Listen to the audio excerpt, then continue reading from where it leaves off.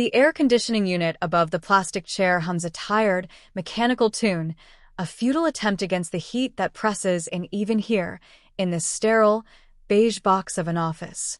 It smells faintly of disinfectant and something metallic, like old coins. My hands are clasped so tightly the knuckles ache, white bones straining beneath thin skin. Across a worn desk, a woman with tired eyes scans a document, her face impassive. Beside me, he shifts, a restless energy humming off him, vibrating the very air around us. He's impatient, always impatient. He needs this. He talks about the trip incessantly, the escape, the sun on his face, leaving everything behind. Leaving this behind. His eyes keep flicking towards the small window, as if he can already see the planes slicing through a distant sky. He exudes confidence, a casual arrogance that used to charm me. Now it just feels like a costume, a thin veneer over something hollow. The woman looks up. Her expression hasn't changed, but something in the stillness of her gaze sends a chill through me, a cold droplet sliding down my spine. She clears her throat, a small, dry sound. She speaks his name. My name. Our names, linked together on this official form, a formality that suddenly feels like a mockery. Then she delivers the line. Calmly. Professionally. Just words on a form, regulations, procedures. But they hit him like a physical blow. Denied. His passport application. Denied. Because of, she lists it. Outstanding financial obligations. Specific charges. Legal holds. My breath catches. I know these charges. I know exactly what they are. What he did. His face, seconds before flushed with anticipation, drains of all color. He stares at her, then at the paper in her hand, as if the words will rearrange themselves, become something else. His mouth opens, a silent O of disbelief. Then the sound comes. Not a question, not a protest, but a guttural, raw cry of pure, unadulterated rage and shock. He screams. He slams his hand on the desk. The sound echoes in the small room, sharp and violent. He screams again, words tumbling out, accusations aimed at the unmoving woman, at the unfairness, at the world. He screams my name. Let me know where you're watching from and what time it is. And if you haven't already, please subscribe, it helps me more than you know. Life before felt cushioned. Soft. Like living inside a warm, well-lit room. We had plans, whispered late at night in the comfortable dark. Savings goals. A vague, golden future where bills were just something you paid, not looming shadows. He handled everything, the finances, the paperwork. He said I worried too much, that numbers stressed me out, that he was good at it. I trusted him. Why wouldn't I? He was my husband, my partner, the man who swore to love and protect me. My job was stable, if not exciting. He had ventures, ideas, things that were always just about to take off. They required capital. He'd explain, complicated financial maneuvers I didn't really grasp, but nodded along with. He was the visionary, the one who understood how money worked, how to make it grow. I was the steady earner, the anchor. It felt like a good balance. He brought the potential. I brought the security. We were building something. Or so I believed. There were little things, looking back, moments that flickered and died before I could fully process them. A tense phone call he ended abruptly when I walked into the room. A letter he snatched from the mailbox before I saw it. An evasiveness. When I'd asked too many questions about the ventures, I dismissed them, attributed them to stress, to the complicated world of business I didn't understand. He was under pressure, I told myself. I needed to be supportive, not suspicious. The first real crack appeared not with a bang, but with a soft, persistent whisper. It was a letter addressed to me. Not him. To me. From a bank I didn't have an account with. It was a polite, formal notice about a missed payment. For a loan. A loan I knew nothing about. My heart started a slow, heavy thudding against my ribs. My hands trembled as I opened it. It listed an account number, A balance that made the room tilt slightly. It was large. Too large for a simple mistake. It bore my name. My full name. I remember the chill of the paper in my hands, the stark black text swimming slightly. I felt a cold dread creep into my stomach, heavy and sickening. It had to be a mistake. Identity theft, maybe? But why me? Why this much? When he got home, I showed him. My voice was shaky, thin. "What is this?" I asked, holding out the letter as if it were something toxic. He took it, his expression guarded. He read it quickly. A muscle tightened in his jaw. He didn't look at me. He started talking fast. It was a complication. A temporary thing. Related to one of his ventures. A technicality. Something about needing a guarantor and a bank mix-up, and it was all under control, just a bit of paperwork. He'd sorted out. "Don't worry," he said. "Just a mistake. A bureaucratic error." I wanted to believe him. Desperately. The alternative was too terrifying to contemplate. He was dismissive, waving it away as a minor annoyance. He even managed a laugh, a brittle, forced sound. "Don't tell me you're actually worried about this?" he said, trying to turn it into a joke. But the dread didn't leave. It coiled in my stomach like a snake. A few days later, another letter came. From a different bank. Another loan. My name. Another massive balance. This time, he couldn't wave it away so easily. His dismissiveness turned into anger. He accused me of not trusting him, of being paranoid. He raised his voice. Said I was making a big deal out of nothing. That I was jeopardizing everything with my lack of faith. The more I questioned, the angrier he became. He wouldn't explain the details, just kept repeating it was necessary and temporary and that I needed to trust him. Trust was a word he wielded like a weapon, a shield against scrutiny. I started digging, secretly at first. While he was out, I searched his office, his computer. My hands shook. I felt like a trespasser in my own home, in my own life. What I found was worse than I could have imagined. Not one or two loans. Multiple. From different institutions. All in my name. Credit cards, too. Maxed out. Lines of credit. Entire accounts I never knew existed, tied directly to me. The sums were astronomical. Far more than any venture could reasonably require. It wasn't just borrowing, it felt like bleeding me dry. My signature. My forged signature, sloppy but convincing enough to pass. He had used my identity. Used me. My body felt cold, numb. The room seemed to spin. I collapsed onto the floor. The printouts scattered around me like fallen leaves. The paper rustled with my shaking. It wasn't a mistake. It wasn't a technicality. It was deliberate. Calculated. A systematic dismantling of my financial life, built on lies and betrayal. When I confronted him again, armed with proof, there was no hiding. The anger vanished, replaced by a chilling calm. He admitted it. Not with remorse, but with a twisted sort of justification. He needed the money. His businesses required it. He couldn't get loans in his own name. A cold, hard admission that should have been obvious much sooner. He knew I had good credit. It was temporary, he insisted again. He would pay it back. He promised. His eyes were empty, devoid of the love or partnership I thought I knew. I looked at him and saw a stranger. A thief who lived in my house, slept in my bed. The phone started ringing constantly. Numbers I didn't recognize.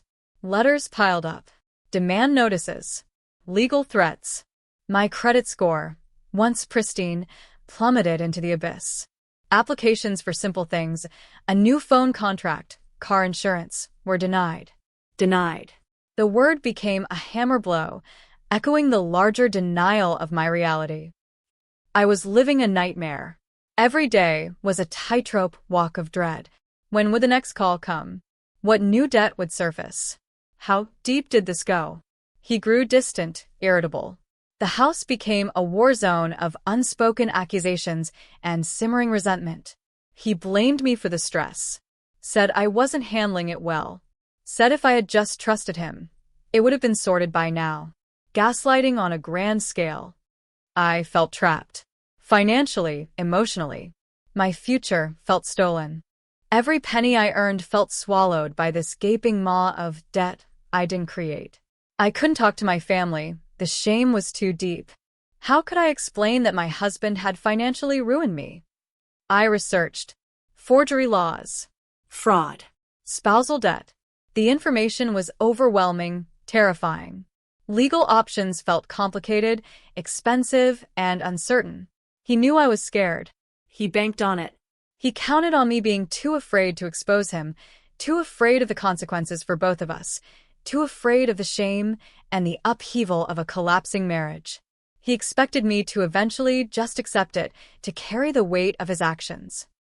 Every day felt like wading through mud. Heavy. Exhausting. The stress was physical now. Headaches. Sleepless nights. A constant knot in my stomach. I lost weight. My reflection in the mirror looked like a ghost of myself. The woman who had plans, who felt secure, was gone. Replaced by someone haggard and haunted. He started talking about leaving. About going abroad to start fresh. To set up a new business, make real money, the kind that would supposedly clear up this mess. He made it sound like a solution. An escape hatch for both of us. But I saw it for what it was. An escape hatch for him. A way to abandon the wreckage he'd created, leaving me to face the fallout alone. That's when something inside me snapped. The fear didn't disappear, but it was overshadowed by a white-hot rage. A cold, clear certainty. He wasn't going to leave me to clean up his mess. He wasn't going to walk away consequence-free. My identity, my future, my peace of mind, he had stolen them. And he wasn't getting away with it. The midpoint shift wasn't a sudden revelation, but a slow, hardening resolve. Like rock forming under immense pressure. I stopped seeing him as my husband, flawed but maybe redeemable. I saw him as a criminal, a betrayer, a threat. And the only way to survive was to fight back. Not just for my finances, but for my dignity, my sense of self. I started gathering everything. Every letter, every statement, every piece of paper with my forged signature. I revisited his computer, this time with a clear purpose, looking for undeniable proof linking him to the applications, the disbursements, the transfers. I found emails, digital footprints, scanned documents. A paper trail meticulously laid by his own hand, thinking he was covering his tracks, but instead, creating the evidence I needed. It was painstaking work, clandestine, and emotionally draining. Every document felt like a fresh wound. But with each piece I collected, the fear receded a little, replaced by a quiet, steely determination. This wasn't just debt anymore. This was a crime. And there were legal avenues for dealing with crime. The deepening crisis was realizing the scale of the fight ahead. Dealing with banks that saw me as the borrower, regardless of the forgery. Explaining to stern-faced officials that the person who did this was the man who slept beside me. Facing the potential legal costs, the time, the emotional toll of a public accusation, and a likely messy divorce. It felt like I was standing at the foot of a mountain I had to climb alone. There were moments of despair. Sitting alone in the quiet house, surrounded by boxes of debt notices, feeling utterly overwhelmed. Thinking it would be easier to just give up, to declare bankruptcy, to hide. But the thought of him succeeding, of him escaping the consequences while my life remained in ruins, fueled the fire. I wouldn't let him win. The turning point was walking into the police station. My hand trembled on the door handle. My heart hammered against my ribs. But I walked through. I sat across from an officer and, in a voice that didn't feel like my own, I started telling my story. Showing the documents. Explaining the betrayal. It was terrifying and strangely liberating. I was taking the first step towards reclaiming my life. I was no longer a victim hiding in the shadows. I was a survivor fighting for justice. Reporting him set things in motion. Investigations began. Formal charges were considered. The financial institutions, once dismissive, started paying attention when confronted with police reports and evidence of forgery. There was a long, agonizing period of waiting, of uncertainty. But I had crossed the line. There was no going back. He knew I had gone to the police. The calm vanished. He raged. He pleaded. He threatened. He couldn't comprehend that I had actually done it, that I had chosen to expose him. He still thought I would protect him, that our shared history, our marriage, would be a shield. He underestimated the depth of my wound, the finality of my decision. He became obsessed with leaving the country, with his escape plan. He seemed to think that if he could just get away, none of this would matter. The legal processes, the debts, the consequences, they couldn't touch him if he was gone. He applied for a new passport, needing one for the countries he planned to flee to. He was so focused on the destination, he never considered the checkpoints along the way. Which brings us back to that sterile office, to the hum of the air conditioner and the smell of disinfectant. He was so sure, so confident this was his ticket out. He even made casual plans for dinner afterwards, talking about celebrating. The woman at the counter, just doing her job, became the instrument of his reckoning. Her calm words, the official denial, and his scream. It wasn't just the sound of a man being denied a passport. It was the sound of a meticulously constructed world of lies collapsing in on itself. It was the sound of consequences finally catching up. His face was a mask of shock and disbelief. He looked at me then, his eyes wide, accusing, as if I had orchestrated this exact moment, this specific denial. He didn't understand. Not until that second. He thought I would be passive, that I would maybe file for divorce, try to settle the debts myself, quietly absorb the damage. He never imagined I would use the law, the system he thought he was so good at manipulating, against him. He never thought the paper trail, the one he created, would lead directly to his downfall, not mine. He was blindsided. Completely and utterly blindsided. The shock on his face, the raw, animal sound of his scream, was the culmination of months of fear, pain, and silent struggle for me. It wasn't revenge, not exactly. It was justice. Slow, bureaucratic, but undeniable. In the aftermath, the air felt cleaner, sharper. The divorce was brutal, as expected. The legal battles with the banks and creditors continued, a long, arduous process. But now I had leverage. I had the police reports, the evidence of forgery, the charges against him. It was a fight, but it was my fight on my terms. My credit is a long way from recovery. The financial damage will take years to mend. But the weight on my soul is lighter. I am rebuilding, piece by painful piece. The shame is still there, a faint scar, but it no longer defines me. The anger has cooled, replaced by a quiet resilience. He faced the consequences of his actions. Legal proceedings. Reputational ruin. The escape he so desperately wanted was denied, not by chance, but by the system I finally had the courage to engage. He learned, in the most public and humiliating way possible, that his actions had repercussions. The healing is slow. Trust, once shattered, is not easily reassembled. I learned a brutal lesson about vigilance, about the dangers of blind faith, even in those closest to you. But I also learned about my own strength, my capacity to endure, to fight, to reclaim what was stolen. Sometimes I still hear that scream, not in fear anymore, but as a reminder that even in the darkest moments, even when everything seems lost, taking that first step, gathering that first piece of evidence, speaking that first difficult truth, can change everything. It can turn the tables. It can bring the future you thought was stolen back into reach. If this story hit close to home, I'd love to hear your version. Drop a comment with where you're listening from and what time it is.